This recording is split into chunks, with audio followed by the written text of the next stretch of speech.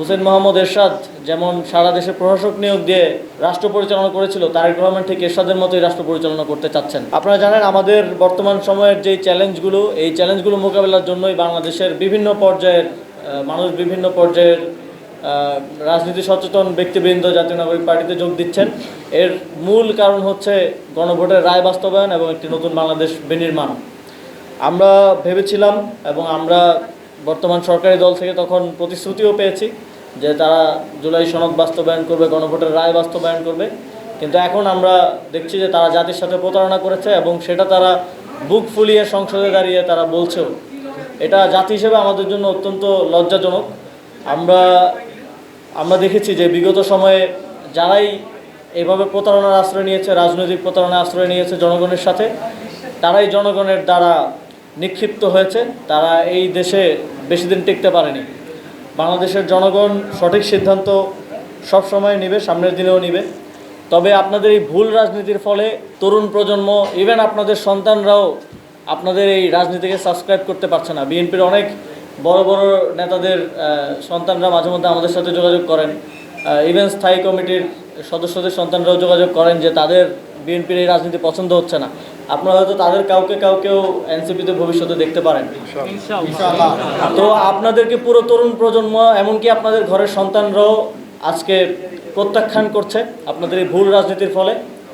এবং বাংলাদেশে এটাই প্রমাণ করে যে বাংলাদেশে একটা নতুন বাংলাদেশ, যে বাংলাদেশের জন্য এত মানুষ জীবন দিয়েছে, এত আমাদের সহযোদ্ধারা আহত হয়েছে, এটা শুধু সময়ের ব্যাপার মাত্র সেই নতুন বাংলাদেশ বিনির্মাণ। এবং সেই সময়টা খুব বেশি দূরে না, ইনশাল্লাহ সেটা বাস্তবায়ন হবে। এবং আমরা আরেকটি সমসাময়িক বিষয়, আমরা পশ্চিমবঙ্গের নির্বাচনের ফলাফল দেখলাম। আমরা দেখছি যে বিগত সময়ে যারা পশ্চিমবঙ্গের সরকারে ছিলেন তাদের সাথে খুব সুসম্পর্ক না থাকলেও তারা বাংলাদেশকে নিয়ে খুব যেই ধরনের বাজে মন্তব্য এখন আমরা বর্তমানে যারা আসছেন তাদের থেকে পাচ্ছি, সেরকমটা ছিল না। তো আমরা তাদেরকে আহ্বান জানাতে চাই যে আপনারা বাংলাদেশের অভ্যন্তরীণ বিষয় নিয়ে কথা না বলাই ভালো। আমরা আমাদের অভ্যন্তরীণ বিষয় দেখার জন্য বাংলাদেশের রাজনৈতিক দলগুলোই যথেষ্ট, বা আদার স্টেক হোল্ডার যারা আছেন তারাই যথেষ্ট। এবং আমরা এটাও শঙ্কা প্রকাশ করছি যে যেই উগ্রপন্থীরা সেখানে ক্ষমতায় আসছে, আগামীতে আমাদের সম্পর্ক কেমন হবে কিংবা পরিস্থিতি কীরকম হবে, এটা নিয়ে এক ধরনের শঙ্কা আছে। আমরা বাংলাদেশের পক্ষ থেকে বাংলাদেশের সার্বভৌমত্ব এবং বাংলাদেশের মাথা উঁচু করে দাঁড়িয়ে থাকার জন্য আমাদের রাজনৈতিক লড়াই অব্যাহত রাখব। আমরা স্থানীয় সরকার নির্বাচন নিয়ে আমরা শুনেছিলাম, স্থানীয় সরকার মন্ত্রী তিনি বলেছিলেন এই বছরের মধ্যে অবশ্যই নির্বাচন অনুষ্ঠিত হবে, কিন্তু এখন আমরা আবার শুনছি যে এই বছর নির্বাচন তারা করতে চান না।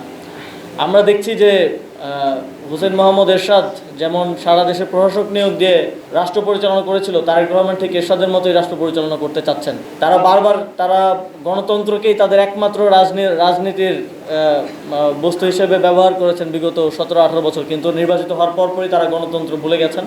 তারা এখন সব জায়গায় ধরে লোক বসিয়ে দিয়ে, ইভেন যারা জনপ্রতিনিধি হতে ব্যর্থ হয়েছে, নির্বাচনে পরাজিত হয়েছে এবং যারা নির্বাচনে মনোনয়ন বঞ্চিত হয়েছে, তাদেরকে দিয়ে এখন স্থানীয় সরকার প্রতিষ্ঠানগুলো চালানোর, তাদেরকে প্রশাসক হিসেবে বসিয়ে চালানোর একটা পায়তারা চলছে।